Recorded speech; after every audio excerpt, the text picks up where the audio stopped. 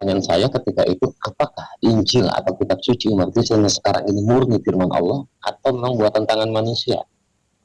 Dari kajian-kajian itu sendiri, saya menemukan titik terang bahwa Injil yang dimiliki umat-umat Nasrani pada saat ini murni bukan firman Allah.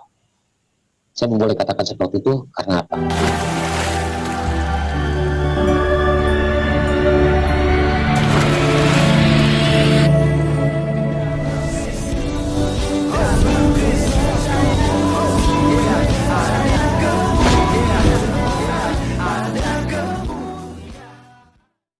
Salam Elechem Bisem Yeshua HaMashiach. Salam damai sejahtera dalam nama Tuhan Yesus Kristus untuk kita semua. Pada video kali ini teman-teman sekalian, kita akan membahas mengenai seorang mu'alaf yang mengaku sebagai aktivis gereja, mengaku sebagai orang penting dalam Kristen, dan sekarang dia sudah memeluk agama Islam. Karena di agama Islam adalah agama yang benar, agama yang menurut dia paling sempurna.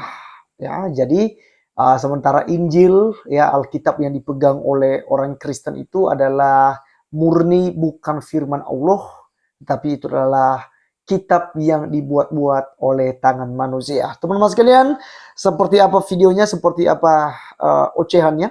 Mari kita langsung cek video berikut. Pada keislaman. Dari Injil sendiri itu membuat saya ragu akan kebenaran-kebenaran daripada Injil. Kenapa saya bisa katakan bahwa ada keraguan dalam hati saya dan tidak masuk di akal logika saya? Kalau dalam Islam ini kan kita mempercaya akan yang namanya iman kepada kitab, termasuk Taurat, Zabur, dan Injil, dan Al-Quran. Lalu menjadi pertanyaan saya ketika itu, apakah Injil atau kitab suci umat Kristen sekarang ini murni firman Allah atau memang buatan tangan manusia? Dari kajian-kajian itu sendiri, saya menemukan titik terang bahwa Injil yang dimiliki umat-umat Nasrani pada saat ini murni bukan firman Allah. Saya boleh katakan seperti itu karena apa? Contoh, di dalam buku Kejadian 1 ayat 1 dalam Injil itu ada kitab pembuka yang namanya Kejadian yang diawali dengan penciptaan langit dan bumi. Itu di Kejadian 1 ayat 1, konon katanya itu Allah yang berfirman. Seperti ini bunyinya. Pada mulanya Allah atau Allah menciptakan langit dan bumi. Dari kata kalimat itu ada satu kata yang mengatakan yang konon katanya Allah berfirman, pada mulanya Allah menciptakan langit dan bumi. Tetapi di ayat kedua yang berbunyi, bumi belum berbentuk dan kosong, gelap gulita menutupi samudra raya, roh Allah melayang-layang di atas permukaan air. Yang menjadi tanya besar saya, tadi ayat pertama pada mulanya Allah menciptakan langit dan bumi. Kenapa di ayat kedua bumi belum berbentuk? Apa yang Allah ciptakan di ayat pertama? Apa yang Allah ciptakan di ayat pertama? Yang konon Allah berfirman, pada mulanya Allah menciptakan. Kalau Allah sudah menciptakan berarti apa yang sudah diciptakan sudah jadi. Tetapi di ayat kedua bumi belum berbentuk dan kosong. Roh Allah melayang-layang di atas permukaan air. Nah di situ ada air. Sedangkan tadi kalimat mengatakan bahwa itu kosong. Kenapa kok bisa ada air? Kalau kosong kan berarti hampa, tidak ada apa-apa. Di situ saya mulai berpikir, kenapa kok Injil seperti ini? Dari ayat pertama, dari buku pertama, kitab Kejadian itu sudah kontradiksi atau bertentangan dengan akal sehat saya, akal pikiran saya. Oke, teman-teman sekalian, itulah yang disampaikannya, dan jelas di sini bahwa orangnya ngawur, ya, tidak paham tentang Alkitab. Dia mengaku sebagai orang yang hebat, aktivis dalam gereja, aktivis dalam hal apa? Kita juga tidak tahu, teman-teman. Tapi jelas apa yang disampaikannya ini adalah suatu narasi untuk memojokkan iman Kristen. Teman-teman sekalian, yang menarik di sini akan kita bahas. Yang pertama, orang ini bukanlah orang Kristen.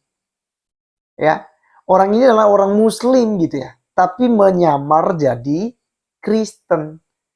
Kalau dia orang Kristen, gampang teman-teman sekalian untuk kita uji. Mana kitab yang disebut dengan Perjanjian Lama dan mana yang disebut dengan kitab Perjanjian Baru, mana yang disebut dengan kitab Injil, mana yang disebut dengan kitab Zabur dan Taurat, mana yang disebut dengan kitab para rasul. Jadi teman-teman sekalian, gampang sekali ketika orang yang mengaku Kristen dulu, mengaku pendeta, itu yang harus ditanyakan dulu kepada mereka. Karena kebanyakan mereka tidak bisa membedakan antara Injil dan Alkitab gitu. Mereka berpikir bahwa apa yang kita pegang, buku yang ada pada kita atau kitab suci yang ada pada kita itu, mereka sebutkan sebagai Injil. Kemudian mereka juga tidak mengerti nantinya tentang Injil itu bagaimana. Karena bagi mereka Injil itu adalah sebuah kitab yang gedebuk jatuh dari langit, diturunkan oleh Allah mereka, diberikan kepada Nabi Isa, kata mereka. Padahal teman-teman sekalian jelas bahwa kitab Injil tidak pernah gedebuk jatuh dari langit. Ya, sedangkan hukum Taurat saja, ya, 2 loh batu yang dimiliki oleh bangsa Israel, ya, di mana nanti Nabi Musa itu mengambilnya daripada Allah sendiri, ditulis oleh tangan Allah sendiri 10 hukum itu tidak gedebuk jatuh dari langit, tapi itu diberikan oleh Tuhan kepada Nabi Musa, gitu ya, berikan kepada Musa. Nah, jadi jelas teman-teman sekalian, penulisan Alkitab juga, mulai dari kitab Kejadian hingga sampai Wahyu, itu tidak gedebuk jatuh dari langit, tetapi itu ditulis oleh tangan manusia. Ya jelas itu kita tidak bisa pungkiri hal itu, tapi mereka menulisnya dengan tuntunan dan ilhaman daripada kuasa Roh Kudus. Itu sebabnya tidak ada yang salah dalam Alkitab, sempurna adanya. Dan jarak penulisan Alkitab itu tidak sama teman-teman sekalian. Ya, ribuan tahun jarak. Ya, dari kitab Kejadian sampai kitab Wahyu itu ribuan tahun teman-teman sekalian, tapi semua sinkron, tidak bertolak belakang. Ya, seakan-akan memang kontradiksi bagi orang yang tidak memahaminya. Tapi bagi yang memahaminya sama sekali tidak kontradiksi. Tapi Alkitab menjawab dirinya sendiri. Itu sebabnya ketika ada serangan dari luar, kita nggak perlu pakai kitab suci agama lain. Tapi cukup kita menggunakan Alkitab saja, kita sudah bisa menjawab apa yang mereka tuduhkan. Baik, teman-teman sekalian, mari kita membaca apa yang disampaikannya melalui kitab Kejadian.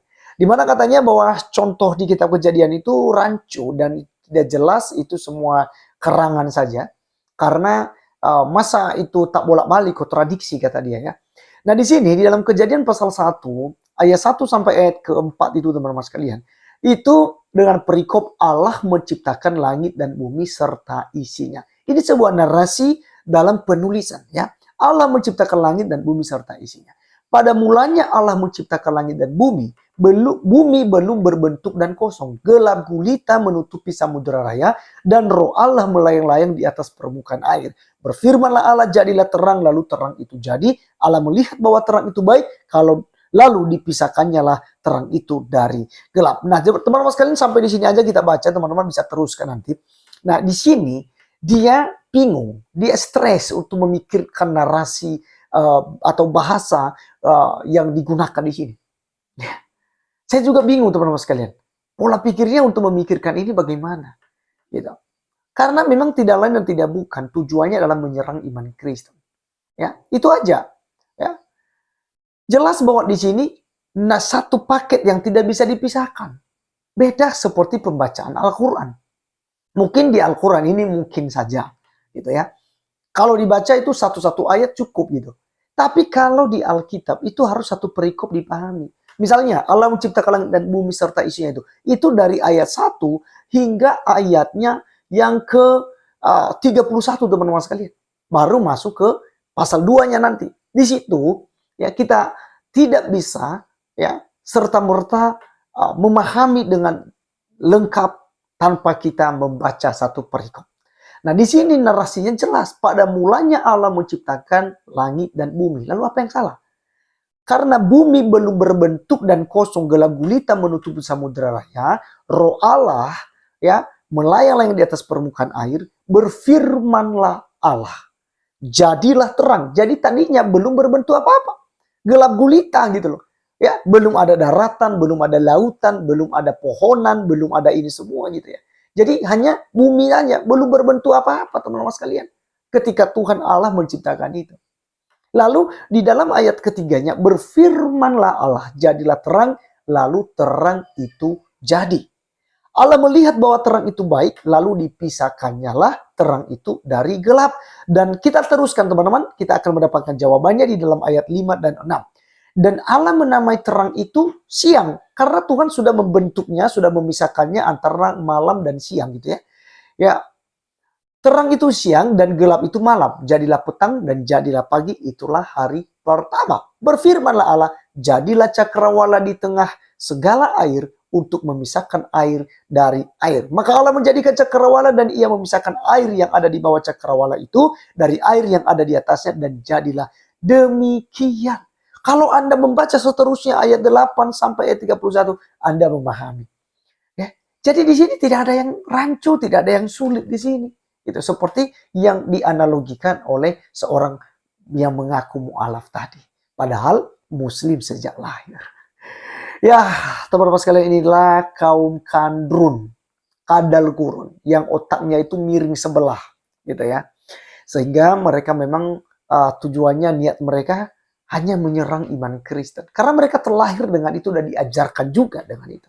Karena sekarang untuk menjadi mu'alaf dan untuk tenar yang menjadi terkenal, itu modalnya cukup sedikit saja, teman-teman sekalian. Modalnya adalah bilang ke Kristen, Kristen itu kafir, Kristen itu pembohong, ya Kristen itu menyerang Islam. Ya, pokoknya sebarkan aja lah berita-berita hoax. Anda akan cepat dinobatkan ya sebagai ustadz atau ustazah, ya. Sudah pasti itu. Ya, itu yang sedang beredar sekarang ini. Ada banyak sekali ustadz instan yang bukan sejak lahir. Seharusnya para mu'alaf itu belajar Al-Quran dengan baik. Bukan menjadi pengajar. Karena kalau diberikan panggung bagi mereka untuk mengajar, itu yang terjadi fitnahan dan hinaan, penistaan, pelecehan kepada agama sebelumnya. Itu yang selalu terjadi di Republik Indonesia ini. Oleh karenanya seperti kata Ade Armando, pakailah akal sehat. Hanya dengan akal sehat maka kita bisa menciptakan damai di Republik Indonesia ini. Saya Arif Gulu, teman-teman sekalian, undur diri. Sampai ketemu di video berikutnya. Tuhan Yesus memberkati. Salam.